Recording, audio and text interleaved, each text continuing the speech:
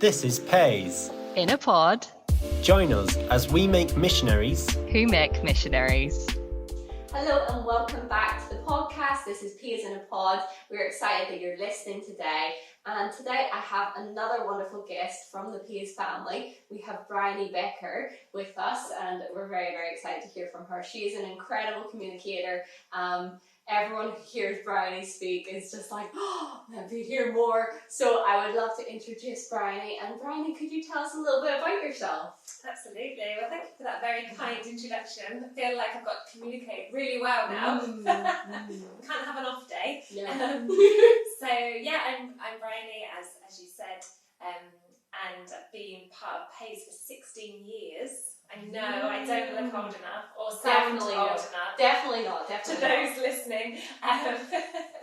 And I'm the National Director for Pais in the UK, alongside my husband Pete, who I think you've had on already on the podcast. And we have two babies, two girls who are 12 and 9. So they're not literally babies anymore, but they are our babies. They're still your babies. Exactly. They would cringe if they knew that I'd just described them like that.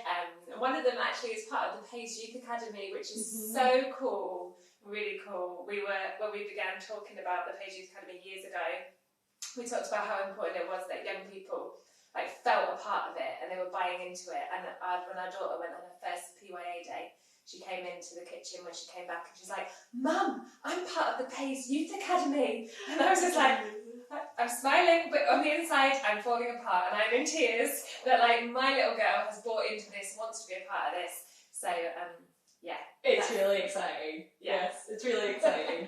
I love that, and I love how excited she is about that too. And so I'm sure the other one, once she gets to that age, will be. She'd love to be a part of it now. Yeah. So regular conversation. Why don't I get to do this? That's always it between siblings, though, isn't it? There's always that. I remember me and my sister when we were younger, we were at each other's throats until we were maybe 13, 14, and then it turned, and now we're best friends, and it's great. Though, even still, if we spend a little bit too much time together, you do fall into those tendencies again, I find. I'm sure I'm not the only one. Yeah, no, I think it's true. Yeah. Brilliant.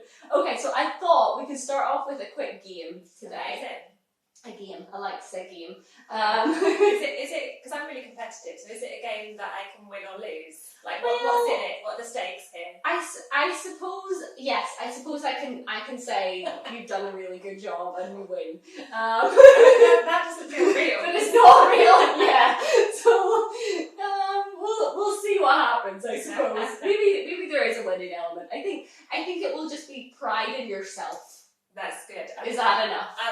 That's great. Okay, brilliant. Let's Okay. go with that. So because you're such a clear communicator, as we've already mentioned, you're very good with words and helping people understand things, which is brilliant, which I find super useful. I'm not necessarily the clearest person in the world. I thought that you could help us understand a few words today. Okay. And if you don't know the meaning of them, you can make up a meaning, and I'm sure I will believe it.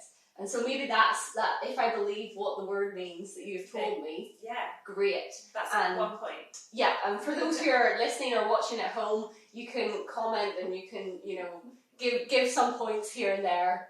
Cheer Bryony on in this. Okay, so our first word, if you're ready, is serendipity.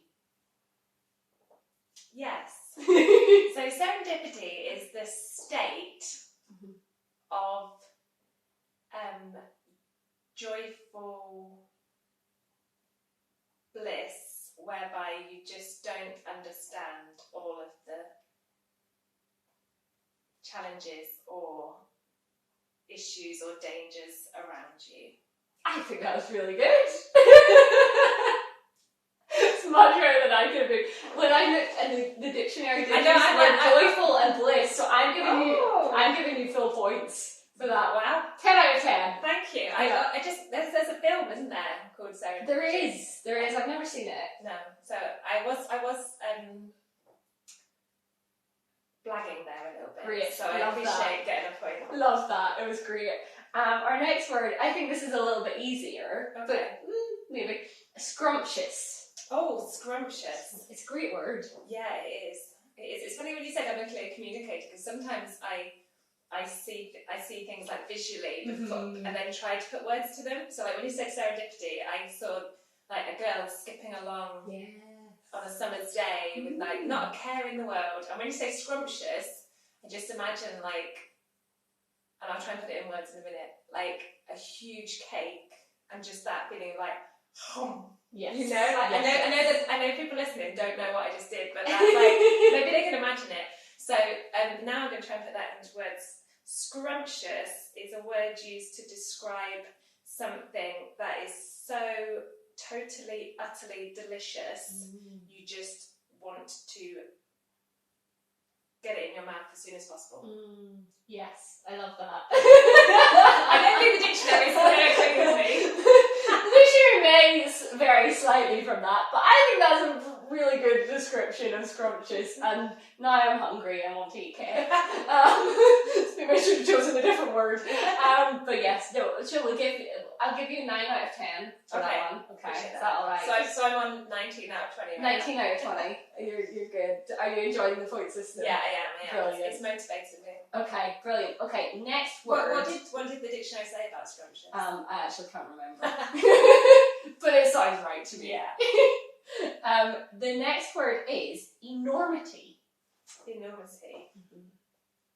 So if you looked it up in the dictionary, it would say like DER, like derivative or derives from enormous. So enormity is a word used to describe the massiveness of not an object. I don't think massiveness is in the dictionary. It's a word used to describe the massiveness of a situation, or like so something intangible. Yeah, I like that. So now I'm gonna just take it on one step, because massiveness isn't a word. Yeah. Enormity is the word used to describe the large size of something which is intangible. Brilliant. Do you know what? I think so. The thing is, I looked them up, but I didn't actually. I'm just going it on sense. Yeah, that's that feel what right. Yeah, that feels right. And do you know what I really appreciated about that one was the fact that you like added in the dictionary. It would say DER, so that's won it for me. So that's like 11 out of 10. So you're not like 30 out of 30. So there we are. Okay, so one more, and this one I'm unsure of what the dictionary actually says. So again, we'll go on feeling. Okay. Unbeknownst. Oh, It's a great word. unbeknownst. So if we were reading a dictionary, you might have one of those dictionaries that puts it in a sentence for you. So you might say, unbeknownst to Bryony, Anna had a game prepared. So unbeknownst is the word used to describe when someone doesn't know something. Yes. That sounds right? Yeah. I think that's how you use it. Did you wait, shall I give points? Because you used it in a sentence, Yeah. I think. But there wasn't as much detail as others. No, So I'm going to give you an 8 out of 10. I'm good with that. Is that alright? 38 out of 40. 30 out of 40 is an A plus. Definitely. There we go. Wonderful. Did you ever do spelling bees at school? No. I feel like that was like something I've watched in a film where they're like, how do you use it in a sentence? Yeah. You know, that was brilliant. No, I never did. But maybe I should. Maybe take up a hobby. Maybe you should start one. I don't know. You're part of one movement already. Maybe it's starting another one. Yeah. Brilliant. Oh, well, that's not the only reason we have you on our podcast today. As I've said before, you've been with Pais for quite a long time. Back in the early days when it was in Manchester and all of that stuff was sort of starting to happen and coming to form and being back then, and how Pais looks now, which is really incredible. And so we've been talking about these things called the Kingdom Principles. And if you've been following along the series, and if you haven't heard the other episodes of Kingdom Principles, I really encourage you to go and listen to them because they're incredible. We have incredible people who have been sharing on that. And so I just wanted to sort of start to ask you about what the kingdom principles mean to you, or maybe when you first heard the kingdom principles, like how was that for you? Yeah, really good question. I think for me, what happened when I first heard the kingdom principles is they gave me language to understand things experiences I'd had, things that I felt, but I couldn't really articulate it in a way that the kingdom principles did. So to kind of give that some context, the church that I grew up in is an absolutely fantastic church, and I think without using language like the kingdom principles and some of the titles that people will hear as they listen to the podcasts, and without particularly unpacking a lot of the scriptures, or not, I'm sure they did at some point in my 18 years in church, but I don't particularly remember any teaching around some of the specific passages. But I generally grew up in this environment of, we're going to put God first, God is the most important. We're going to try and do things God's way. We're going to try to be led by the Spirit. So I guess all of the heart behind the kingdom principles was the heart that I grew up around, and I think that grew in me. And then for me, it was when I moved from the south of England to the north of England that I kind of connected with Pais even before I joined full time, and heard some of the teaching before I was on Pais, and it helped to kind of connect my brain to the things that my heart had connected with as a young person growing up in church. And so I began to have language. Like I said, it gave me a language to explain what I believed and why I believe it. So I would say that for me it's been the kingdom principle experience. No, that's brilliant. And I think someone else that we've interviewed, or I can't put my finger on who it was, but someone else said that same thing of it put a language to what they've always known to be truth, but they just couldn't quite put their finger on before, which is incredible. And so the kingdom principle that we have asked you to prepare for us today is a kingdom principle called judge and be judged. And so it's a very specific kingdom principle, and it's actually a hard-hitting one for us. Can you start to unpack that a little bit? I think it's really true what you said. It is a hard-hitting one, but it's really interesting because I know you've had Pete talking about seek first, and if the kingdom principles are a family, seek first is right there in the centre. Everyone's favourite family member.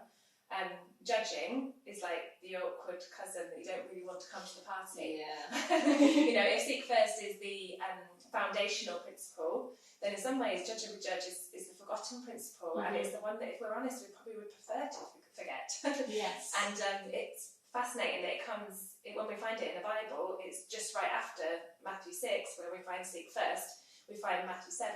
And it says, in fact, I'll make sure I read it, otherwise I'll probably merge a few translations in my head. So Matthew 7, verse 1 and 2, do not judge, or you too will be judged. For in the same way you judge others, you will be judged. And with the measure you use, it will be measured to you. And I'll try and do it justice in just a few minutes. But I'd really encourage people to look further into it. Obviously, I'm sure you've mentioned that we've got the book on the kingdom principles, and there's other teaching available. But I think at the heart of judge and be judged, kind of the foundation for understanding it is recognising that our relationship with God and our relationship with others is absolutely linked together.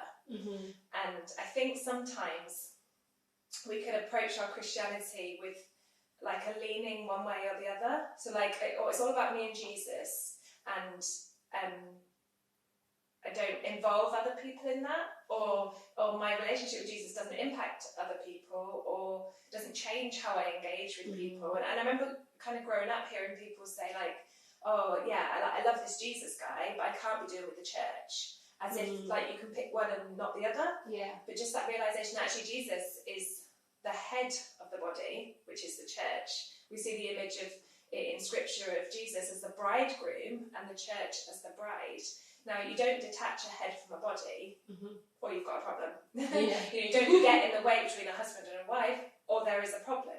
And so fundamentally, I think it's about recognising that our relationship with God and our relationship with others is interlinked. So how we experience the love of God, that should impact how we love others. But also, and this is where it gets difficult, that actually I think there are ways where we can, by the way that we treat others, kind of remove ourselves from how God wants to treat us, by kind of locking ourselves in by the way that we treat others, which is this fundamental idea that our relationship with God and our relationship with others is interlinked. So like we see in James, it says like religion that God our Father accepts as pure and faultless is, and it doesn't list like things that you might see to do with your relationship with God, like prayer and worship and study and silence. It says to look after the orphans and to keep yourself from being polluted by the world. So like religion, this faith thing, is about other people. It is about how it impacts other people. So I guess as a starting point, it's fundamentally about recognising that those two things are linked and they should be linked. Yeah, that's really interesting. It's so good to hear. Like that's the starting point of it. Before we think anything else, we need to think this, because I think the word judge or the word judging within society is very negative. And it isn't nice. No one wants to be judged, do they? But the Bible has some very clear things to say on it. And what does the Bible say about that specific element? Yeah. Well, I think there's some really fascinating. There's a parable that Jesus tells, and it's called the parable of the unmerciful servant. So you have this story of this king who has loads of people owe the king money, and it says that he wanted the money paid back. He wanted to settle his accounts, and so he goes to a servant who owes him something like 10,000 bags of gold or something. It's a huge amount of money, a ridiculous amount of money.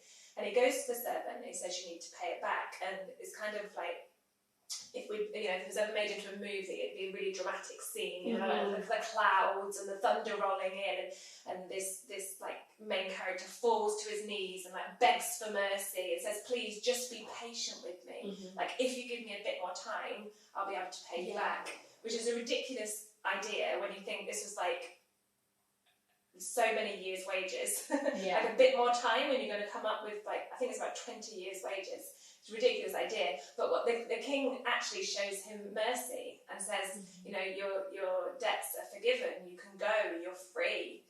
And then we have this like parallel universe almost, like we kind of see that situation played out again, where that servant goes to another servant who owes him something like 10 coins, 10 gold coins, and says, you owe me money, you need to pay me back. And the servant who owes the money falls to the knees, and if it was a movie, you'd have the grey clouds again and the thunder rolling in, and this dramatic moment where he does exactly what the first servant has already done and says, please, like, begs for mercy, says, be patient with me, just give me a bit more time. And the servant who has been forgiven so much, like a ridiculous amount, doesn't extend that same mercy and forgiveness to the one who owes him, but in fact says, I'm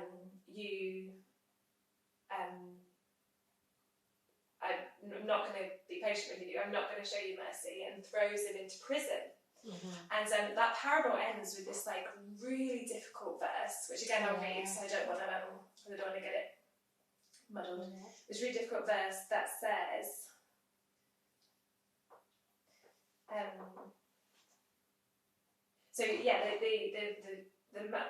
the master, the king, when he hears that this is what's happened, calls the kind of like the first servant who was forgiven so much. It says, then the master called the servant in. You wicked servant, he said, I cancelled all that debt of yours because you begged me to. Shouldn't you have had mercy on your fellow servant just as I had on you? In anger, his master handed him over to the jailers to be tortured until he should pay back all he owed. Like, that is uncomfortable, but wait for this. This is how my heavenly Father will treat each of you unless you forgive your brother or sister from your heart. And so I think forgiveness is such a key part of understanding judge and be judged. And I think what's helped me particularly with teaching these principles is I've had to really kind of grapple with scripture and really try to kind of dig and not come to a bit like that and go, oh, I don't like that, just turn over. Try to kind of dig a bit deeper. And I think kind of the understanding that I've come to, because whenever I'm reading the Bible and I'm trying to read each verse in light of the whole picture, the whole narrative, and also in light of my understanding, my current revelation of the nature and the character of God. Yeah. And so when I read, this is how my Heavenly Father will treat you, I think that's difficult to reconcile with what I understand about my Heavenly Father. And I think the understanding that I've come to, which I feel kind of makes sense, is consistent with what I understand about God and seems to fit with Scripture, kind of wrestling all those things together. The understanding I've come to is that we are invited to a life of grace. Yeah. We're invited to live in the grace of God, whereby we experience the grace of God. And I'm so thankful for that Jesus doesn't hold me to account for my wrong, doesn't demand that I repay for my wrong.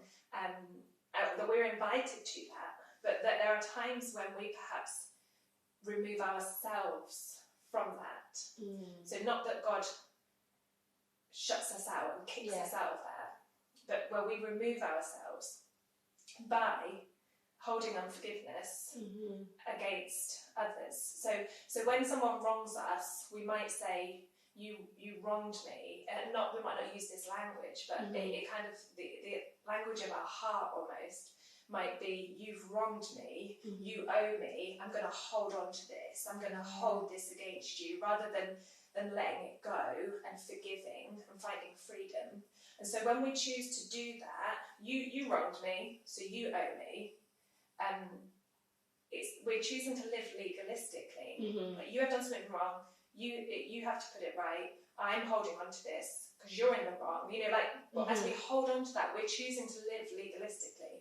And if we choose to live legalistically and withhold forgiveness from others, the way I see it is we're kind of choosing to live in legalism, and by doing that, we're removing ourselves from this life of grace that we're invited to. Yeah. So I don't see it that God withholds that from us, but I see we remove ourselves from that grace.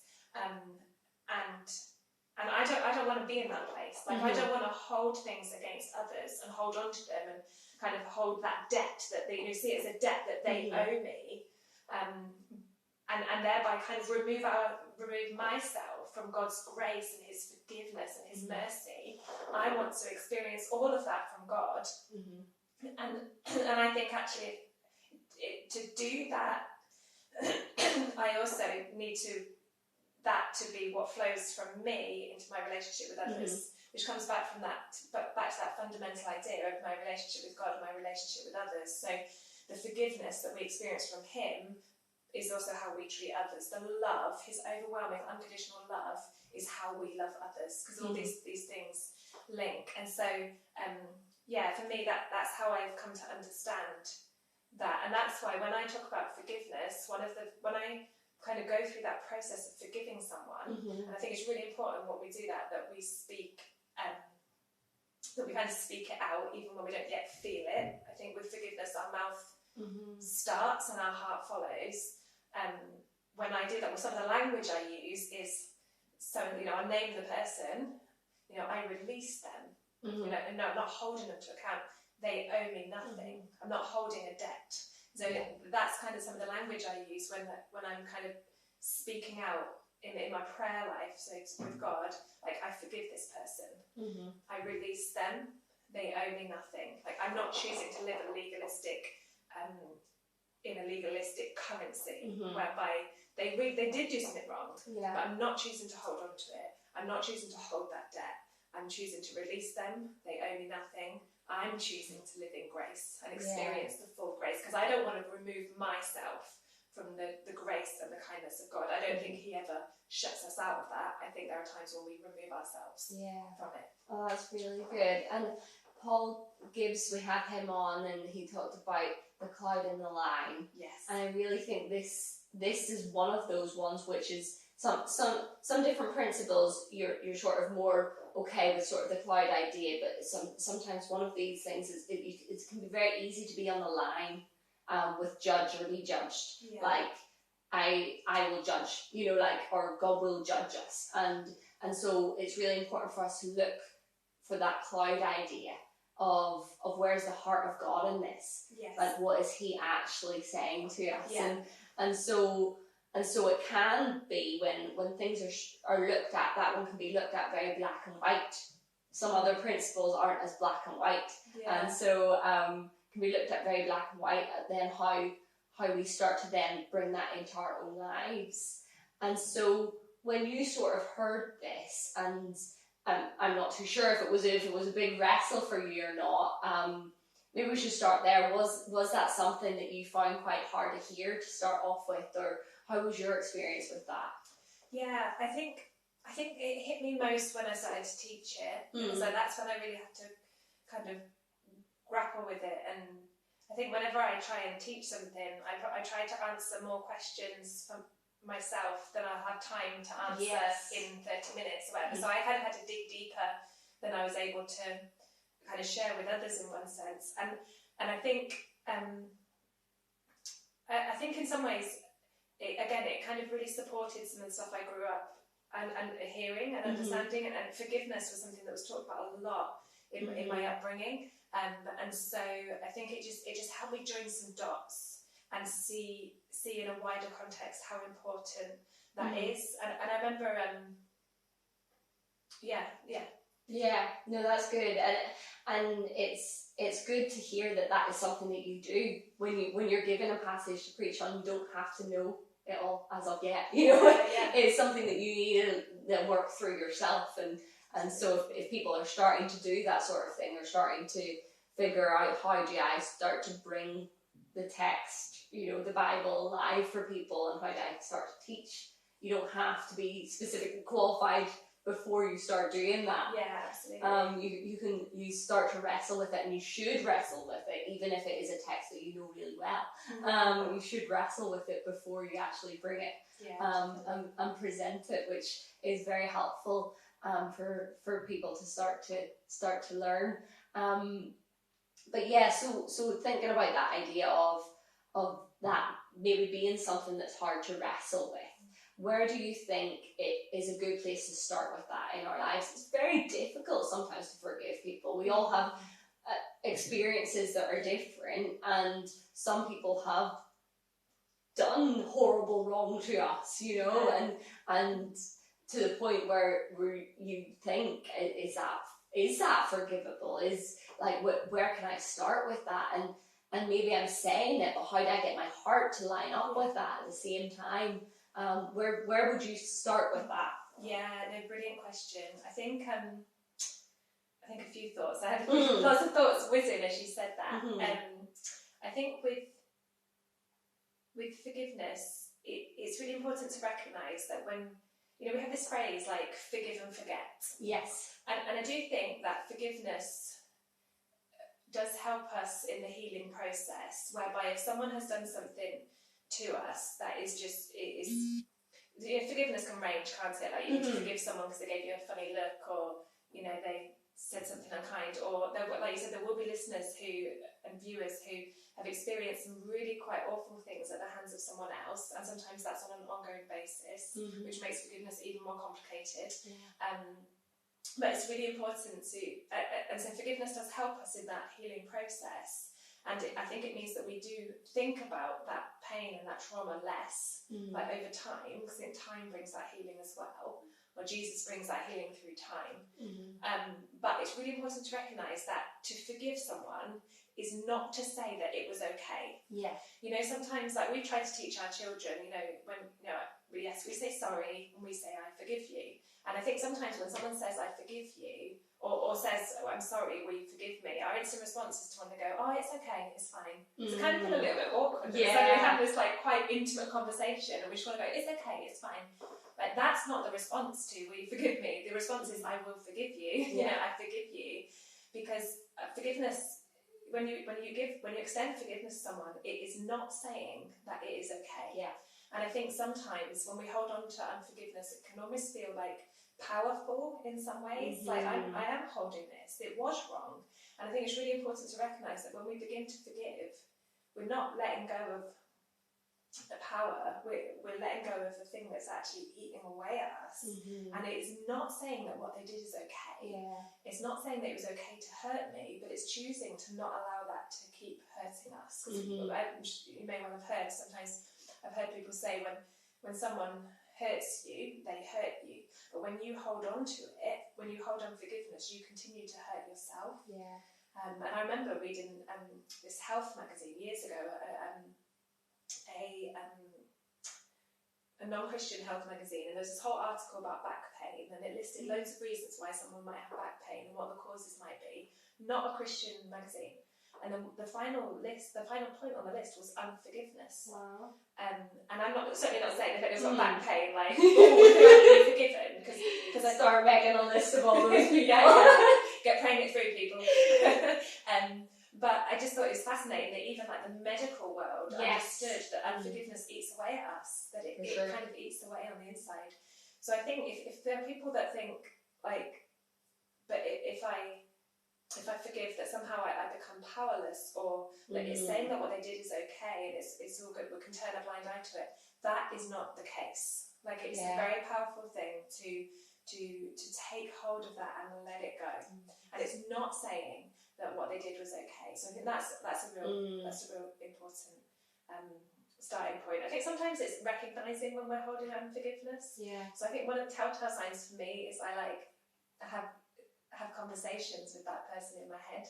Okay. Have you ever come away from a conversation and thought, oh, I wish I'd said this, or I wish I said that? It's almost like, and I feel a bit vulnerable now, so I might be the only person in the world that does this. I'm sure you're not. But like we can find ourselves almost like obsessing about the person or the situation, whereby we will perhaps talk about it a lot to people. Like we want people to know that we were hurt, or like kind of want to get back at them. So like, if I said this, that'd be like the killer phrase, and that would really crush them, and that would teach them, and that would serve them right. Like sometimes I think that, but then also I think there's like the other side of things, whereby sometimes I think I don't know much about trauma or anything like that, so there may be professionals that can correct me, but just kind of through my observations in life, I think sometimes when we've been really hurt by someone, we do the opposite, where we don't talk about it and think about it, we suppress it, and we kind of put it away in a box, and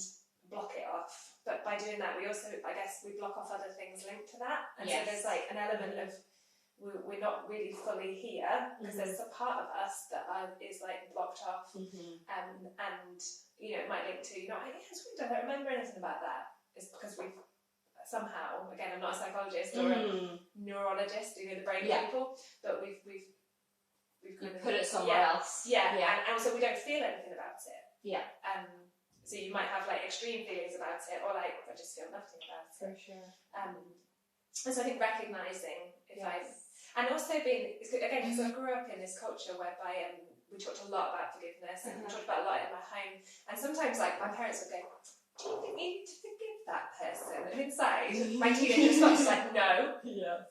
Oh, don't be so annoyed. Why are you saying that?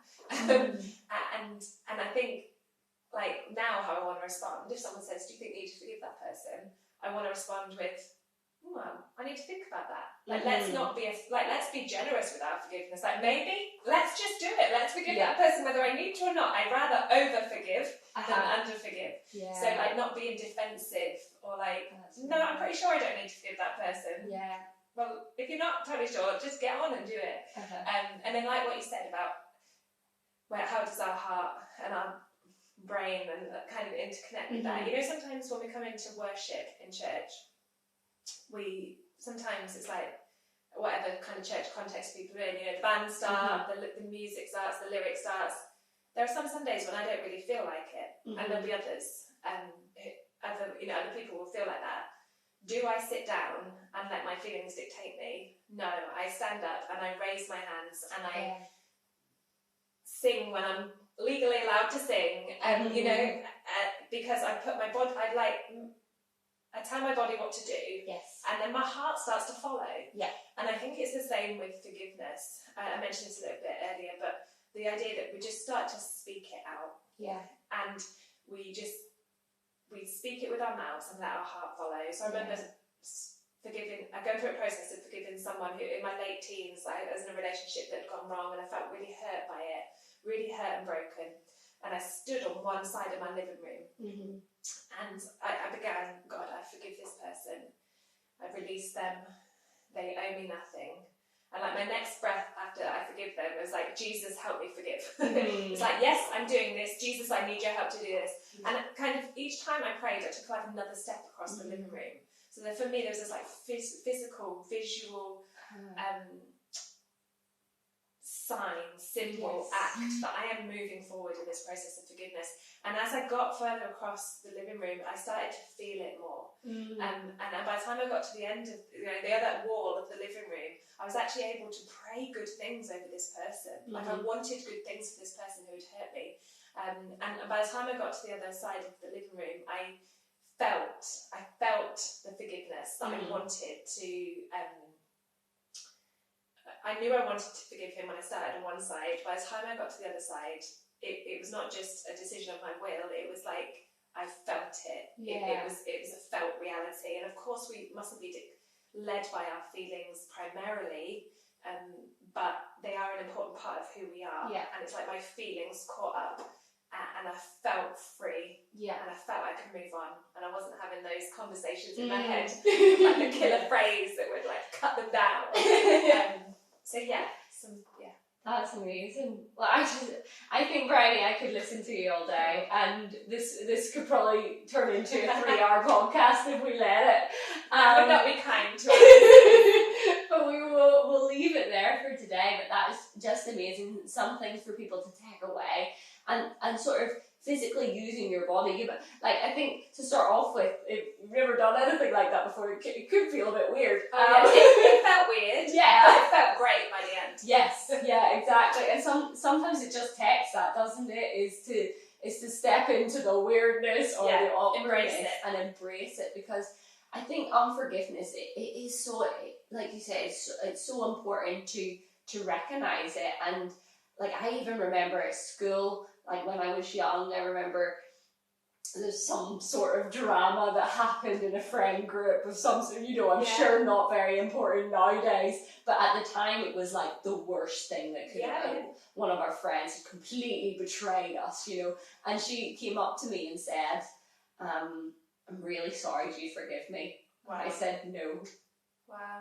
And to this day, I regret that moment, because that was my moment. But it was that thing of, in me saying no to forgiving her, that's me saying that what she did was okay. That was what I was thinking in that moment. Whereas to this day, and it's all in the past now, and I have forgiven her. I'm not still holding on to that. But it would have been nice for me to have said that to her face. It would have been nice for me to have be like, no, like actually I do forgive you in this moment. And it's funny, the things that then just plague your mind. The things that still come back to you every so often. Those moments that of unforgiveness that you have shown in your life, and then even though it has been forgiven now, it still comes back every so often to think about, oh, that was an awful moment. I don't want to relive that again. That was, really out of character, and not like, it's not who I am. And so it's really important to think about these things and think about the places in your life where maybe there are unforgiveness. Potentially it could be your back pain. You never know. You never know. Well, thank you so much. As always, you can find out more at paismovement.com. You can check out the rest of our podcast. We will have more to come, more incredible guests, and I'm sure we'll have Bryony back on again at some point, but we will see you next time. Amazing. Thanks very much, Anna. You're welcome. Bye. Thank you for joining us today. Find out more about Pais at paismovement.com.